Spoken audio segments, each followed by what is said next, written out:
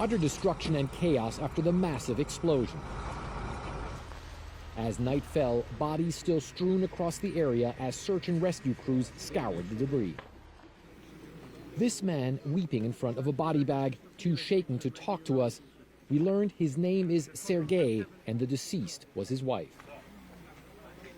As you can see, this building was completely annihilated when it was hit by the missile. The Ukrainians are saying that this was an Iskander missile launched by the Russians. That is a very heavy missile that is normally used to destroy large troop formations or even armored vehicles. And as you can see, it completely devastated this building right here. The Ukrainians say more than 50 people were killed. It's very difficult for them to identify some of the bodies because they are in such bad shape. They also say what was going on here was an event around a funeral, and they say that the people who were attending that event were all local folks. There was chaos, the chief investigator tells us. There was a fire which was extinguished by firefighters. Of course, evacuation measures were taken to get people out of the rubble.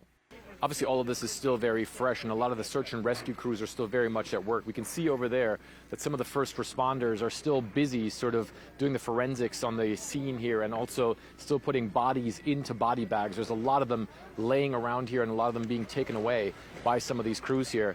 One of the other things that we can see over there is that obviously this was some sort of recreational area. There still seems to be some sort of playground that was also heavily damaged when the missile hit. Ukraine's president visiting Spain, pinning the blame on Russia.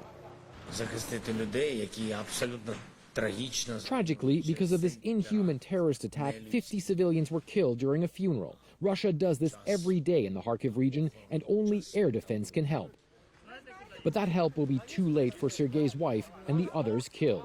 The only thing he can do for her now is help the crews lift her body to be taken away. For Pleikin, CNN, Groza, Ukraine.